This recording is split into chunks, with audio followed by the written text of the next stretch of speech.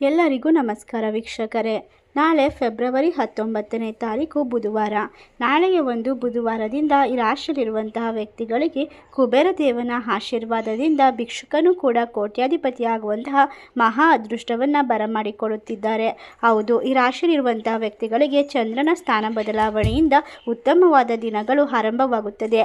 ಈ ರಾಶಿಯಲ್ಲಿರುವಂತಹ ವ್ಯಕ್ತಿಗಳಿಗೆ ಶುಭ ಶಕುನಗಳು ಇನ್ನು ಮುಂದೆ ಶುಭ ಆರಂಭಗಳಾಗುವುದರಿಂದ ಅತ್ಯಂತ ಹೆಚ್ಚಿನ ಲಾಭವನ್ನು ಗಳಿಸಿಕೊಳ್ಳುತ್ತಾರೆ. ಆರ್ಥಿಕ ಪರಿಸ್ಥಿತಿಯಲ್ಲಿ ಬದಲಾವಣೆಗಳನ್ನು ಕಂಡುಕೊಳ್ಳಬಹುದು. ಜೀವನದಲ್ಲಿ ಅನುಭವಿಸಿದ ಕಷ್ಟಗಳಿಗೆ ಈ ಒಂದು ಸಮಯ ಪೂರ್ತಿಯಾಗಿ ನೀವು ಉತ್ತಮವಾದ ಬದಲಾವಣೆಯನ್ನು ಕಂಡುಕೊಳ್ಳಲು ಸಾಧ್ಯವಾಗುತ್ತದೆ. ಎಲ್ಲ ರೀತಿಯ ಸಂಕಷ್ಟದಿಂದ ಹೊರಗೆ ಬರುತ್ತೀರಾ. ಹಾಗಾದರೆ ಯಾವೆಲ್ಲ ರಾಶಿಯವರಿಗೆ ಯಾವೆಲ್ಲ ರೀತಿಯ ಲಾಭ ಹಾಗೂ ಅದೃಷ್ಟಗಳು ದೊರೆಯುತ್ತದೆ ಎಂದು ತಿಳಿದುಕೊಳ್ಳೋಣ.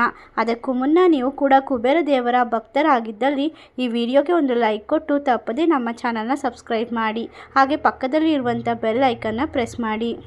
ಓಂ ಶ್ರೀ ಅಷ್ಟಮಂಗಳ ಜ್ಯೋತಿಷ್ಯ ಪೀಠ ಪಂಡಿತ್ ಶ್ರೀ ಸುದರ್ಶನ್ ಜೋಶಿ. ನಿಮ್ಮ ಜೀವನದ ಸಮಸ್ಯೆಗಳಾದ ವಿದ್ಯಾಭ್ಯಾಸದಲ್ಲಿ ತೊಂದರೆ, ಆರೋಗ್ಯ ಸಮಸ್ಯೆ, ಹಣಕಾಸಿನಲ್ಲಿ ತೊಂದರೆ, ಅತ್ತೆ ಸೊಸೆ ಕಿರಿಕಿರಿ, ಶತ್ರು ನಾಶ, ಪ್ರೀತಿಯಲ್ಲಿ ನಂಬಿ ಮೋಸ, ಮಾಟ ಮಂತ್ರದಲ್ಲಿ ತೊಂದರೆ, ಸ್ತ್ರೀ ಪುರುಷ ವಶೀಕರಣ, ಕೋರ್ಟ್ ಕೇಸ್, ಇನ್ನು ನಿಮ್ಮ ಜೀವನದ ಅನೇಕ ಗುಪ್ತ ಸಮಸ್ಯೆಗಳಿಗೆ ಎಲ್ಲಿದೆ ಶಾಶ್ವತ ಪರಿಹಾರ. ಕೇವಲ ಒಂದೇ ದಿನದಲ್ಲಿ ಪರಿಹಾರ ಶತಸಿದ್ಧ.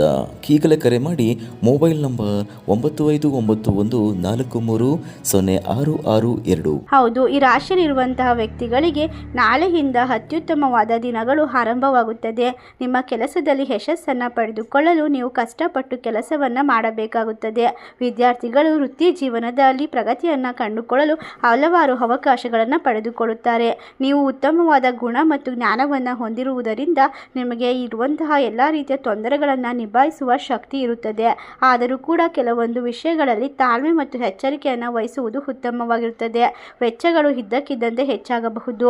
ಹಣಕಾಸಿನ ವ್ಯವಹಾರದಲ್ಲಿ ನೀವು ಯೋಚನೆ ಮಾಡಿ ಮುಂದುವರಿಯುವುದು ಉತ್ತಮ. ಇದರಿಂದಾಗಿ ಮನಸ್ಸು ಚಿಂತಿತವಾಗಬಹುದು. ಹೊಸ ವ್ಯವಹಾರವನ್ನು ಪ್ರಾರಂಭಿಸಲು ಶುಭ ಸಮಯ ಆರಂಭ.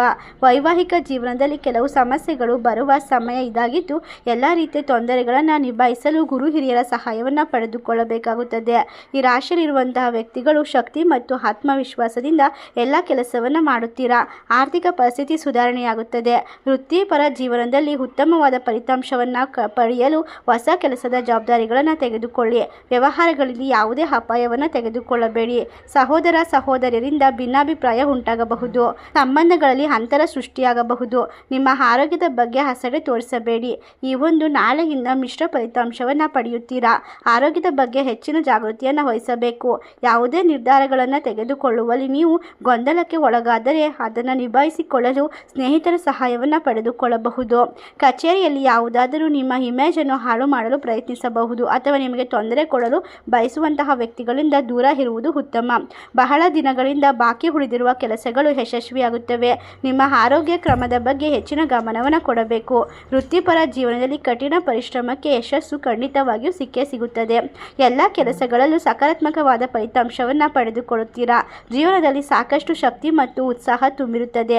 ನಿಮ್ಮ ಕೆಲಸದಲ್ಲಿನ ಅಡೆತಡೆಗಳನ್ನು ತೆಗೆದುಹಾಕಲು ನೀವು ಕೆಲವೊಂದಿಷ್ಟು ಬಾರಿ ದೇವರನ್ನು ನಂಬುವುದು ಉತ್ತಮವಾಗಿದೆ. ನೀವು ಆಸಕ್ತಿದಾಯಕ ವ್ಯಕ್ತಿಯನ್ನು ಭೇಟಿಯಾಗಬಹುದು. ಆಹ್ಲಾದಕರ ಪ್ರಯಾಣಕ್ಕೆ ಅವಕಾಶಗಳು ದೊರೆಯುತ್ತದೆ. ಕುಟುಂಬ ಜೀವನದ ಸಮಸ್ಯೆಗಳು ಪರಿಹಾರವಾಗುತ್ತದೆ. ಆಸ್ತಿಗೆ ಸಂಬಂಧಿಸಿದಂತಹ ವಿವಾದಗಳು ಉಂಟಾಗಬಹುದು.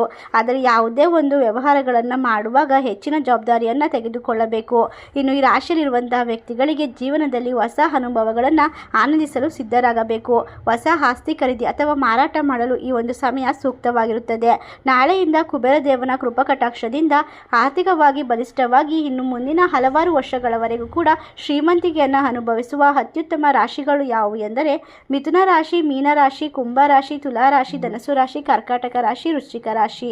ಈ ರಾಶಿಗಳಲ್ಲಿ ನಿಮ್ಮ ರಾಶಿ ಇದ್ದರೂ ಇಲ್ಲದಿದ್ದರೂ ಭಕ್ತಿಯಿಂದ ಓಂ ಕುಬೇರ ದೇವಾಯ ನಮಃ ಎಂದು ಕಮೆಂಟ್ ಮಾಡಿ. ವಿಡಿಯೋಗೆ ಒಂದು ಲೈಕ್ ಕೊಟ್ಟು ಎಲ್ಲ ಕಡೆ ಶೇರ್ ಮಾಡಿ.